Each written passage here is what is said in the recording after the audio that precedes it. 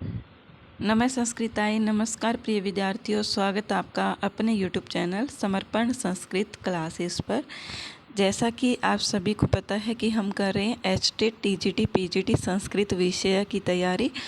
तो ये क्लासेस सिर्फ़ और सिर्फ एस्टेट के लिए ही नहीं है। जहाँ पर भी आप सभी की NCERT लगी हुई है, ये क्लासेस उन सभी के लिए उतनी ही इम्पोर्टेंस रखती है जितनी एस्टेट TGT PGT के लिए है। तो आइए, आज की क्लास में हमने अभी तक हमने छठी से लेकर 11वीं तक की क्लासेस कर ली है। 12वीं क्लास का भी हमने पार्ट 1 कर लिया है। अगर आपने अभी तक नहीं देखा है तो आपको डिस्क्रिप्शन में लिंक दे दिया जाएगा, वहाँ से आप इसका 12th क्लास का पार्ट 1 देख सकते हैं। आज की क्लास में हम पढ़ेंगे पार्ट 2, जो हमारा छठा पार्ट से हमें शुरू करना है। पहले 5 पार्ट हमने पार्ट 1 में कर लिए हैं। आज हमारा शुरू होता है छठा पार्ट, जिसका नाम है सुक्ति सुधा। षष्ठ है पाठ है।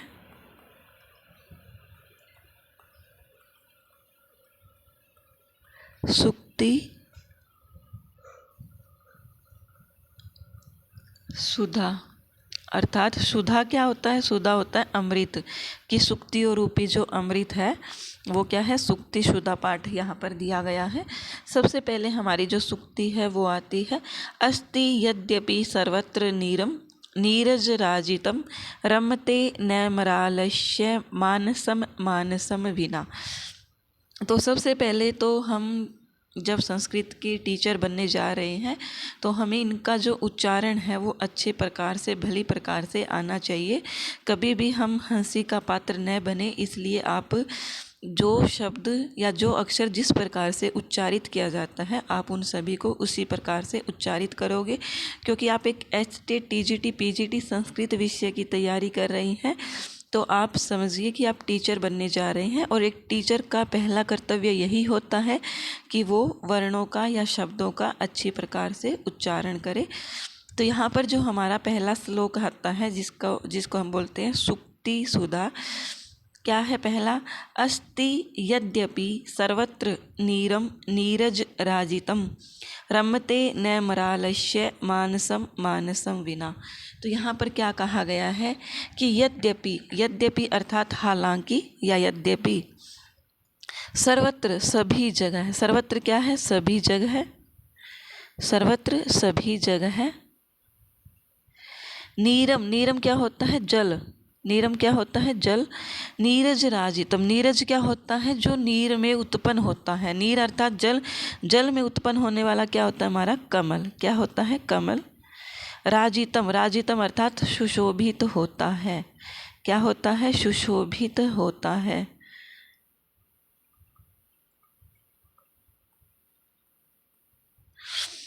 कि हालांकि सभी जगह जल है और जल में भी कमल हर जगह सुशोभित होता है। रमते न मरालस्य, मरालस्य यहाँ पर क्या है? मरालस्य का अर्थ है हंस। हंस का रमते, रमता नहीं है अर्थात मन नहीं लगता है। मानसम मानसम विना अर्थात मानसम यहाँ पर क्या है? मानसरोवर के बिना। मानसरोवर के बिना। यहाँ पर क्या कहा गया है कि हालांकि इस संसार में बहुत सी जगहों पर जल है और उन जलों में भी क्या है? कमल सुशोभित हो रहे हैं। जैसे हमने जोड़ देखा होगा अपने, जैसे हरियाणा में जोड़ बोलते हैं उनको, तालाब देखा होगा, समुद्र देखा होगा, इस प्रकार से नदियाँ देखी होगी कुछ भी। तो यहाँ पर क्या कहा गया है कि हालांकि बहुत सारी जगहों पर जल है और उन जल में भी क्या है? कमल सुशोभित हो रही है, लेकिन फिर भी क्या है? हंस का जो मन है वो मानसरोवर के बिना नहीं लगता है। अर्थात हंस कहाँ पर रह कर के खुश है? हंस मानसरोवर में रह कर के ही खुश है।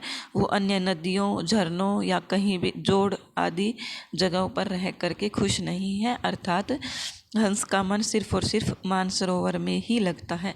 तो यहाँ पर ये 2 शब्द दिए हैं, मानसम मानसम विना। यहाँ पर जो मानसम मानसम शब्द है इसके अंदर अलंकार कौन सा है? तो ये हमारा हो जाता है यमक अलंकार। कौन सा अलंकार है? यमक अलंकार। ये हमें पता होना चाहिए। मानसम, मानसम विना, ये हमारा यमक अलंकार हो जाएगा। इसके बाद हमारी सुक्ति नंबर 2 आती है, जिसका क्या है, नीर अक्षीर विवेके हंसालस्यम तवमेव तनुषे चेत विश्वस्मिन् अधुना अन्यः कुलव्रतम पालयिष्यति कह। एक बार फिर से उच्चारित करेंगे, नीर अक्षीर विवेके हंसालस्यम तवमेव तनुषे चेत विश्वस्मिन् अधुना अन्यः कुलव्रतम पालयिष्यति कह। तो यहाँ पर क्या कहा गया है कि नीर शीर विवेक, अर्थात नीर अर्थात जल को, और शीर क्या होता है, शीर अर्थात दूध को अलग अलग करने का विवेक की जो बुद्धि है, विवेक है। हंसालस्यम, हंसालस्यम अर्थात हंस के, तमेव तुम ही, तमेव क्या है, तुम ही, तनुषे चेत, चेत क्या है, यदि, आलस्यम आलस्य करोगे, कि हे हंस, यदि दूध और पानी को अलग अलग करने में यदि तुम ही आलस्य करोगे, विश्वस्मिन, अस्मिन अर्थात इस, विश्वस्मिन अस्मिन अर्थात इस, विश्व अर्थात संसार में, कि इस संसार में, अधुना, अधुना क्या है, अब, अन्य है, कौन अन्य, कुलव्रतम पालयिष्यति कह, अर्थात कुलव्रतम, कुल के व्रत को, कुलव्रतम, कुलव्रत कौन सा है, क्योंकि हंस को जो है ये आप ये एक वरदान समझ लीजिए या कुछ भी, हंस जो है वो दूध को और पानी को अलग अलग कर सकता है और कोई ऐसी विशेषता नहीं रखता है। अगर आपने दूध में पानी डाल दिया है तो उसको अलग नहीं कर सकते हैं, सिर्फ़ और सिर्फ ये विशेषता हंस के पास ही होती है कि वो दूध और पानी को अलग अलग कर सकता है। तो ये उनका एक कुल व्रत ही होता है, अर्थात उनको ये जन्म से ही ये जो विशेषता है वो दे दी जाती है। ऐसा नहीं है कि उनको ये अर्जित करना पड़ता है, उनके अंदर शुरू से ही ये गुण विद्यमान है।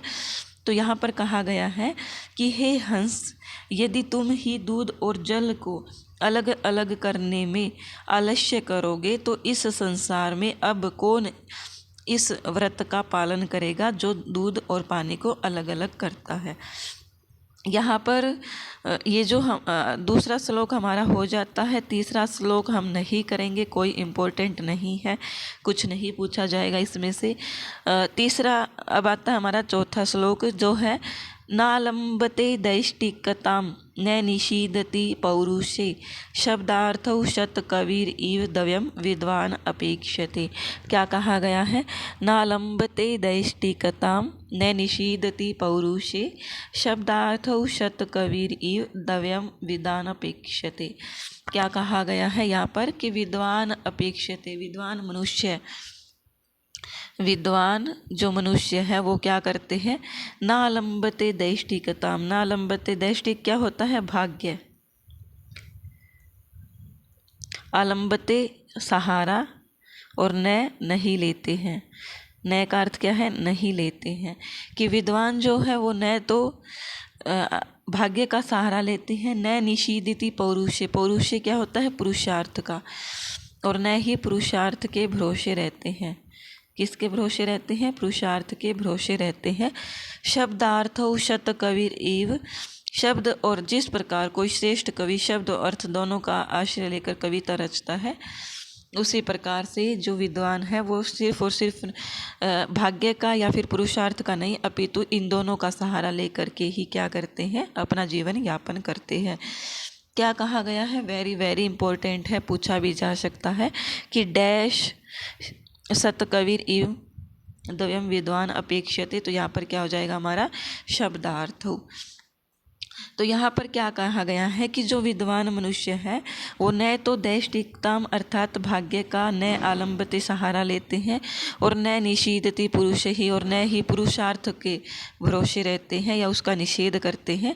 शब्दार्थ शतकवीर, जिस प्रकार से जो एक अच्छा कवि होता है, शतकवि अर्थात जो अच्छा कवि है, वो क्या करता है, शब्द और अर्थ को दोनों को एक साथ लेकर के चलता है, ना सिर्फ और सिर्फ शब्द पे ही डिपेंड नहीं रहता है और ना ही अर्थ पर डिपेंड रहता है, दोनों को एक साथ लेकर के चलता है। उसी प्रकार से जो विद्वान व्यक्ति है वो सिर्फ और सिर्फ भाग्य के ही सहारे नहीं रहता और ना ही पुरुषार्थ के, बल्कि दोनों को ही साथ लेकर के चलता है। यहाँ पर यही कहा गया है। इसके बाद 5वीं सूक्ति आती है, वेरी वेरी इंपॉर्टेंट है, और ये सूक्ति कहाँ पर दी गई है, ये उत्तर रामचरितम में भी दी गई है। उत्तर रामचरितम, उत्तर रामचरितम में भी ये सूक्ति मिलती है। क्या कहा गया है इसके अंदर, ये देख लीजिए आप, कि न किंचित अपि कुर्वाण है सौख्यै दुःखानि अपहोति तत् तस्य किमपि द्रव्यम यो हि यस्य प्रियोजन है। क्या कहा गया है कि यो अर्थात यो जो, यस्य जिसका, प्रियोजन है, प्रियजन होता है, जो जिसका प्रियजन होता है, वह तत्तस्य वह उसके लिए कीमपि कुछ न करता हुआ भी बहुमूल्य वस्तु, द्रव्यम अर्थात बहुमूल्य वस्तु होता है। न किंचित अपि कुर्वाणी, न किंचित अपि अर्थात नहीं, किंचित अपि कुछ भी, कि कुछ भी, न कुर्वाण है करता हुआ भी, कुर्वाणा क्या है, करता हुआ भी,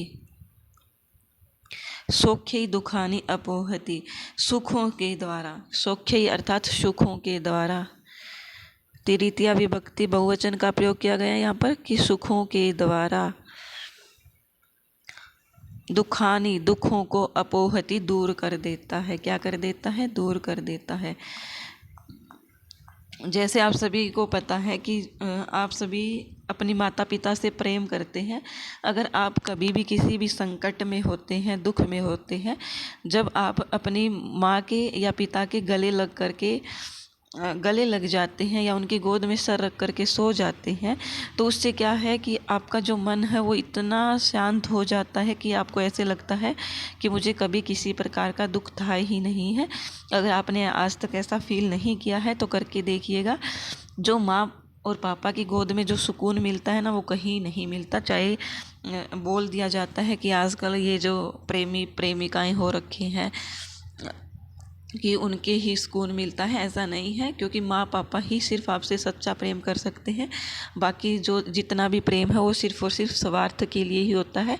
अगर आप उनके अकॉर्डिंग नहीं चलते हैं तो वो फिर यही होता है कि आप मेरी बात नहीं मान रहे, आप ये नहीं करें। लेकिन माता पिता ही एक होते हैं जो निस्वार्थ प्रेम करते हैं।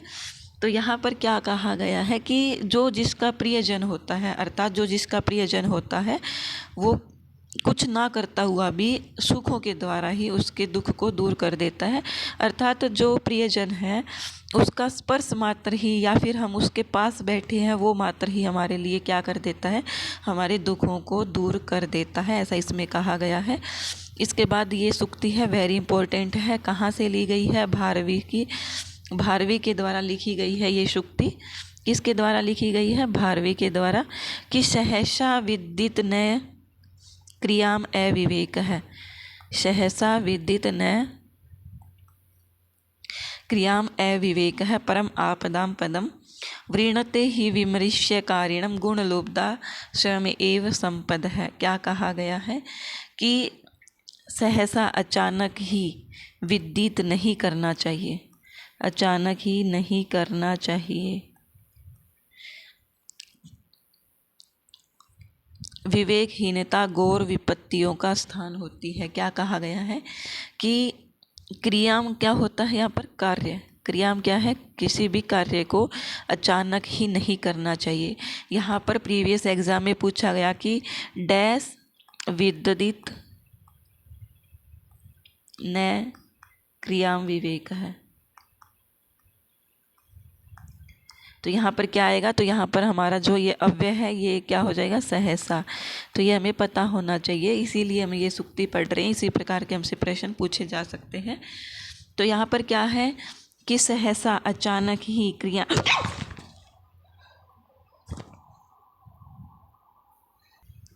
सहसा विदित न क्रियाम अविवेक है कि कोई भी कार्य हमें अचानक ही नहीं करना चाहिए।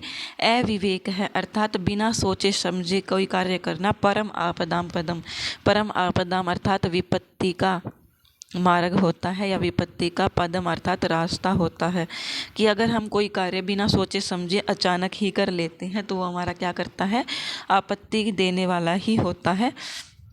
व्रीणते ही विमृश्य कारिणम गुणलोब्धः स्वयमेव संपद है कि जो संपद है अर्थात संपत्तियाँ होती है वो क्या करती है, गुणों की लुब्धः लोभी होती है।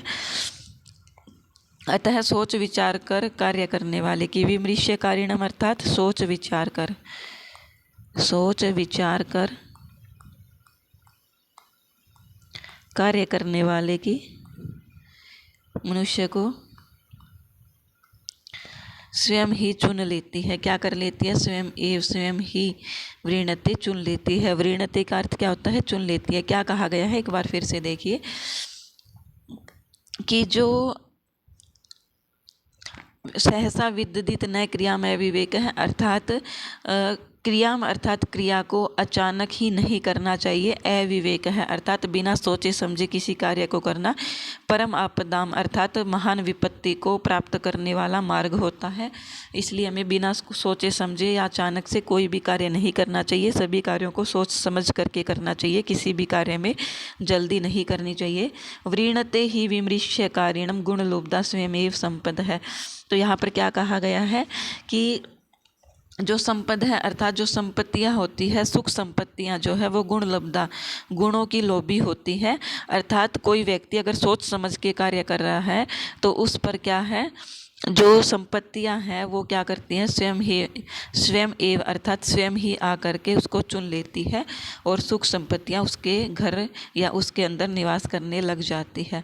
यहाँ पर अब बारी आती है हमारी श्लोक संख्या 7 की कि स्वायत्तम एकांत गुणम विदात्रा विनिर्मितम छादनम अज्यतायाः विशेषतः सर्वविदाम समाजे विभूषणम मौनम अपंडितानाम। तो यहाँ पर क्या है, हमें ये ऊपर वाला जानने की कोई आवश्यकता नहीं है क्या कहा गया है। यहाँ पर सिर्फ इम्पोर्टेंट एक सूक्ति दी गई है हमें, जो हमें पता होना चाहिए और ये इम्पोर्टेंट है और ये पूछी भी जा सकती है। सूक्ति क्या है, सूक्ति है समाजे विभूषणम मौनम अपंडितानाम कि मौनम अपंडितानाम विभूषणम समाजे कि समाज में अर्थात यहाँ से लेंगे हम ये सूक्ति, सर्वविदाम समाजे विभूषणम मौनम अपंडितानाम कि सर्वविदाम अर्थात जो सब कुछ जानते हैं। सर्वविदाम कौन होते हैं, जो विद्वान है। कौन है, जो विद्वान है। कि विद्वानों की समाजे अर्थात सभा में, विद्वानों की सभा में विभूषणम, विभूषण क्या है, विभूषणम मौनम अपंडितानाम, मौनम अर्थात चुप रहना ही, क्या है, चुप रहना ही। अपंडितानाम मूर्खों का, जो पंडित होते हैं वो विद्वान होते हैं लेकिन अपंडित क्या है, मूर्खों का विभूषणम आभूषण बन जाता है। कि जैसे मान लीजिए एक विद्वानों की सभा बैठी हुई है, यहाँ भी विद्वान है, यहाँ भी विद्वान है, यहाँ भी, लेकिन बीच में एक मूर्ख बैठा हुआ है। मान लीजिए यहाँ पर जैसे मान लीजिए एक मूर्ख व्यक्ति बैठा हुआ है और वो मूर्ख व्यक्ति क्या है, चुप है। तो जब तक वो मूर्ख व्यक्ति चुप रहेगा, कुछ बोलेगा नहीं, किसी को भी पता नहीं लगेगा कि ये मूर्ख है या फिर ये विद्वान है, क्योंकि वो चुप है। और आप सभी को ये भी पता है कि जो विद्वान होते हैं वो ज़्यादा नहीं बोलते हैं। अगर वो मूर्ख व्यक्ति है वो बोलेगा तो उसकी बात से ही पता लग जाएगा कि ये मूर्ख है। इसीलिए कहा गया है कि अगर आप विद्वानों की सभा में बैठे हो, आपको कुछ ज्ञान नहीं है, तो आपका चुप रहना ही क्या है, हमारे लिए आभूषण है। इसके बाद है हमारा श्लोक संख्या 8, विपद्दि धैर्यम अथाभ्युदये क्षमा सदसी वाक्पटुता युधि विक्रम है यशसी चाभिरुचिर व्यसनम श्रुतो प्रकृति सिद्धम इदम ही महात्मानाम। क्या कहा गया है कि विपद्दि धैर्यम, जो विपत्ति है वो धैर्यम अर्थात धैर्य को, यथा अथा अभ्युदय, अभ्युदय अर्थात प्रकाशित करना, अभ्युदय करना। क्षमा सदसी, सदसी अर्थात सभा में, क्षमा। वाक्पटुता युधि, युधि विक्रम है, युद्ध में। पराक्रम सदसी, सभा में। वाक्पटुता, क्या कहा गया है यहाँ पर देखो कि विपत्ति में धैर्य रखना, कि अगर हमारे ऊपर कोई विपत्ति आ जाए तो हम उसको धैर्य पूर्वक सोल्व करें, उस आपत्ति को, उससे निपटारा कैसे करें, ये हमें सोचना, तो ये हमें धैर्य पूर्वक करना चाहिए। फिर है अभ्युदय, अभ्युदय क्षमा अर्थात किसी से कोई गलत कार्य हो जाए तो हमें क्या कर देना चाहिए उसको, मतलब क्षमा, हमें सहनशील रहना चाहिए। सदसी, सदसी क्या होता है, सभा में, जो विद्वानों की सभा होती है। वाक्पटुता, अच्छे प्रकार से हमें बोलना आना चाहिए। जैसे टीचर का एक गुण होता है कि टीचर को अच्छी प्रकार से बातचीत करनी आनी चाहिए। ये नहीं है कि आप एक व्यक्ति के साथ दूसरे व्यक्ति से बातचीत करने, नहीं, अपनी बात को एक टीचर किस प्रकार से स्टूडेंट के सामने रख पा रहा है, क्या स्टूडेंट उन चीज़ों को समझ पा रहा है, तो ऐसी विशेषता एक टीचर के अंदर होनी चाहिए। इसी प्रकार से सभा में, अगर विद्वानों की सभा है तो उसमें वाक्पटुता अर्थात बोलने में चतुराई होनी चाहिए। ऐसे नहीं है कि चल रही है विद्वानों की सभा, आप मुँह उठा करके कुछ भी बोल दें। युधि विक्रम है, युधि अर्थात युद्ध में, विक्रम है अर्थात पराक्रम होना चाहिए, कि अगर आप युद्ध करने के लिए तैयार हैं तो आपके अंदर एक पराक्रम होना चाहिए। युद्ध करने के लिए आपके पास शक्ति होनी चाहिए, अन्यथा आप युद्ध हार जाओगे। यशस्वी च अभिरुचिर व्यसनम, यशस्वी अर्थात यश में आपकी अभिरुचि होनी चाहिए। व्यसनम श्रुतो प्रकृति सिद्धम इदम ही महात्माना, ये जो ऊपर के गुण दिए गए हैं ये सभी अगर किसी के अंदर गुण है तो ये सभी जो गुण है महात्मा ना, महात्मा लोगों के अंदर प्रकृति सिद्धम अर्थात स्वभाव से ही, पहले से ही, स्वभाव से ही विद्यमान होते हैं।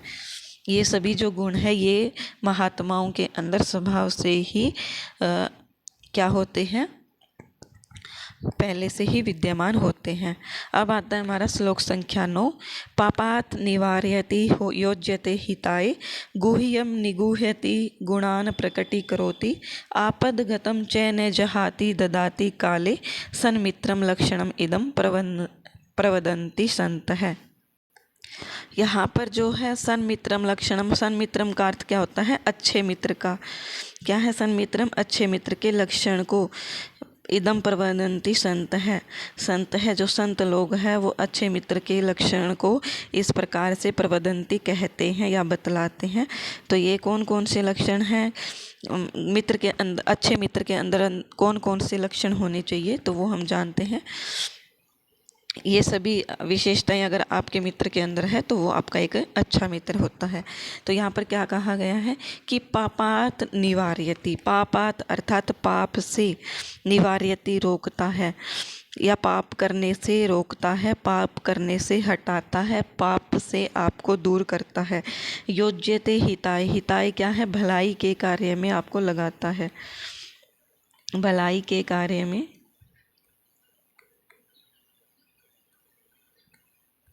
योज्यते जोड़ता है या लगाता है। गुह्यम निगूहति, क्या करता है, गुह्यम अर्थात छिपाने योग्य चीज़ों को, निगूहति छिपाता है।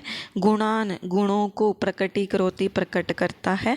आपदगतम च न जहाति, आपदगतम अर्थात आपत्ति आने पर, क्या है, आपत्ति में पड़े हुए आपको न जहाती नहीं छोड़ता है। ददाती काले, और काले अर्थात समय आने पर, क्या है, समय आने पर सहायता देता है। क्या करता है, समय आने पर सहायता देता है। अगर इस प्रकार की विशेषताएं आपके मित्र के अंदर है तो वो आपका अच्छा मित्र है। अगर मान लीजिए आप कोई अच्छा कार्य नहीं कर रहे हैं, पाप का कार्य कर रहे हैं और आपका मित्र आपको बोल रहा है कि हाँ हाँ करो करो, अच्छी बात है, कोई दिक्कत नहीं है, आपको ये काम करने में कोई दिक्कत नहीं है, तू कर यार, ये काम तो तू कर सकता है, लेकिन वो काम बुरा है, तो ये आप समझ लीजिएगा कि आपको गलत मार्ग पे चलाया जा रहा है, वो आपका एक अच्छा मित्र नहीं है। तो आप उसको आज की आज ही छोड़ सकते हैं। क्या कहता है कि पापात निवारयति, कि अच्छा मित्र वही होता है जो आपको पाप कार्य करने से रोकता है और भलाई के कार्य करने में लगाता है, और जो आपकी कोई छुपाने योग्य चीज़ होती है उसी को छुपाता है। जैसे आपका कोई कुछ कोई भी गुप्त चीज़ मान लीजिए जो अच्छी हो पर गुप्त हो, किसी को बताने लायक न हो, और वो सिर्फ आपके मित्र को पता हो, तो वो उसको छिपा रहा है, किसी और को नहीं बता रहा। ऐसा नहीं है कि वो किसी तीसरे को बता दे, आपने उसको अपना मित्र समझ करके बताया और वो आपकी सारी बातें शेयर किसी तीसरे को कर दे, तो ऐसा भी कोई अच्छा मित्र नहीं होता है। आपने मित्र समझकर उसको कोई बात बताई है, या आपको किसी ने अपना बेस्ट फ्रेंड समझ करके आपको कोई बात बताई है, तो आपको कभी भी उस बात को किसी तीसरे व्यक्ति तक नहीं पहुंचानी चाहिए। गुणों को अर्थात आपके अंदर जो भी गुण है उन गुणों को ही सिर्फ और सिर्फ बताता है, और आपदगतम आपत्ति आने पर आपको छोड़ करके नहीं जाता है, और समय आने पर आपकी सहायता करता है। ये छह जो लक्षण है, कितने लक्षण बताए हैं? 6 लक्षण बताए हैं। और ये लक्षण किसके लिए हैं? तो ये अच्छे मित्र के लिए हैं, ये हमें पता होना चाहिए। ये इम्पोर्टेंट नहीं है तो ये हम 10वां श्लोक नहीं करते हैं, ये हमने ऑलरेडी कर रखा है, तो ये भी हम दोबारा नहीं करेंगे। आप स्टार्टिंग से ही 6ठी से 11वीं तक की बुक पढ़ते आ रहे हो, तो आपको ये मैंने पहले की शायद 8th क्लास की पुस्तक थी विद्याधनम, उसमें शायद ये था केयूराणी न भूषयंती विद्याधनम पाठ में, तो आप वहाँ से ये पढ़ सकते हैं। इसमें हम दोबारा रिवाइज इसको नहीं करेंगे। अब पाठ आता है हमारा 7वां पाठ है, जिसका नाम है विक्रमस्य औदार्यम। क्या है? विक्रमस्य। चलो मैं एक बार फिर से करवा ही देती हूँ ये, फिर आप सोचोगे कि मैम हम तो 8वीं क्लास की पढ़ ही नहीं रहे, हम तो पीजीटी के हैं। मैं करवा देती हूँ, रुको। केयूराणी न भूषयन्ति पुरुषम हारा न चंद्रोज्ज्वलः न स्नानं न विलेपनं न कुसुमं नालंकृता मूर्धजः वाणी एका समलंकृति पुरुषम या संस्कृता धार्यते क्षीयन्ते खलु भूषणानि सततम वाग्भूषणम भूषणम। क्या कहा गया है कि केयूराणी क्या होता है? बाजूबंद होता है। क्या होता है केयूराणी? बाजूबंद। बाजूबंद अर्थात जो हम कोहनी के ऊपर पहनते हैं, जो एक स्त्रियों का गहना होता है, जो स्त्रियां अपनी कोहनी से ऊपर जो डालती है, उसको हम बाजूबंद बोलते हैं। कि न भूषयंती, सुशोभित नहीं होते हैं। पुरुषम हारा न चंद्रोज्ज्वला, और चंद्र के समान उज्जवल सफ़ेद हार पहनने से भी क्या है, हम जो है सुशोभित नहीं होते हैं। न स्नानम, स्नान करने से भी सुशोभित नहीं होते हैं। न विलेपनम, विलेप अर्थात पूरे शरीर पर किसी भी प्रकार का लेप लगा लेने से, या फिर मुंह पर क्रीम लगा लेने से, जैसे आजकल ज़्यादातर फेयर लवली चल रही है, या कुछ भी फाउंडेशन वगैरह, मुझे तो नाम भी नहीं पता इनके, क्योंकि मैं मेकअप वगैरह नहीं करती हूँ। आपने देखा भी होगा जब मैंने वीडियोज़ में पढ़ाया है। तो यहाँ पर क्या कहा गया है कि न स्नानम न विलेपनम, तो यहाँ पर क्या है कि न ही स्नान करने से आप सुशोभित हो सकते हैं, न ही लेप लगाने से, न कुसुमम, न ही फूलों को धारण करने से, और न ही सिर पर अलंकृत अलंकारों को मूर्धजः धारण, सिरों पर धारण करने के लिए क्या है, सिर्फ और सिर्फ सुशोभित किससे होते हैं कि वाणी एका, एकमात्र वाणी ही है जो हमको समलंकृति सुशोभित करती है। और कैसे पुरुष को? जो संस्कृत रूपी वाणी को धारण करते हैं। क्षीयन्ते खलु भूषणानि, जितने भी ऊपर हमने आभूषण पढ़े हैं, केयूराणी, हार, स्नान, ये सभी जो हमने पढ़े हैं, ये सब क्या है, ये नष्ट हो जाते हैं। जैसे मान लीजिए मैं एक बार नहाई हूँ, फिर मुझे शाम को फिर नहाना पड़ेगा, सुबह फिर नहाना पड़ेगा। मैंने आज लेप किया है, उसको 2 घंटे बाद फिर से क्या पता मुझे लेप करना पड़ जाए। मैंने आज फूल लगाया है, क्या पता वो बुझ जाए, सड़ जाए, और मुझे उसको दोबारा धारण करना पड़े। जो बाजूबंद होता है वो टूट जाता है, हार होता है वो टूट जाता है, उनका कलर चला जाता है, फेड हो जाता है। ये सभी क्या है, ये सभी चीज़ें नष्ट हो सकती हैं। लेकिन जो वाणी है, क्या है, वाग्भूषण, वाणी रूपी जो आभूषण है, वो सततम भूषणम, हमेशा सुशोभित होता रहता है, कभी भी वह नष्ट नहीं होता है। इसमें हमें सिर्फ और सिर्फ यही जानने के लिए है, और कुछ हमें यहाँ पर नहीं पढ़ना है। अब हमारा आता है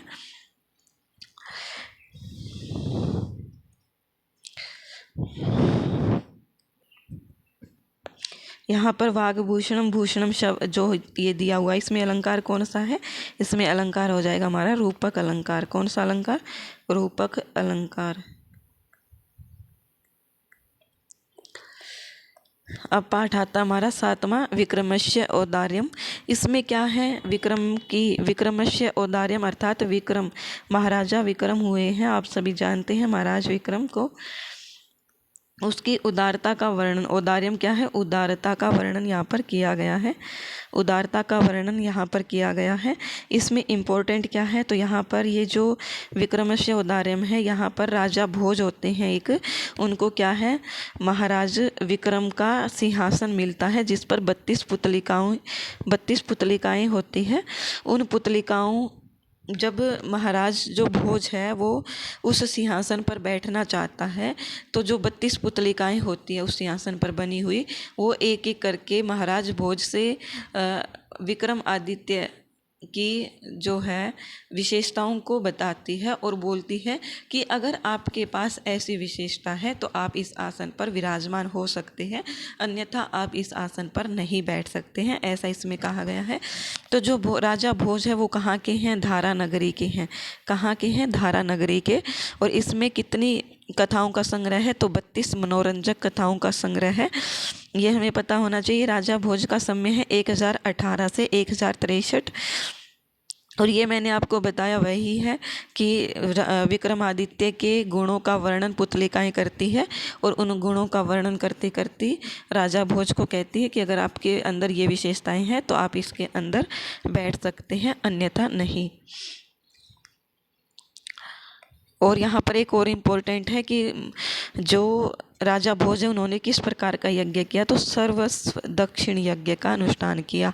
सर्वस्व दक्षिण यज्ञ, तो ये हमसे पूछा जा सकता है, ये भी हमें पता होना चाहिए। बाकी का हम कल की क्लास में करेंगे, क्योंकि आज के लिए आपके लिए बड़ा हो जाएगा, और वैसे भी स्क्रीन रिकॉर्डिंग में टाइम लिमिट होती है, तो 1 घंटे से ज़्यादा मैं कर नहीं सकती, तो हमें पार्ट 3 तो करना ही करना पड़ेगा।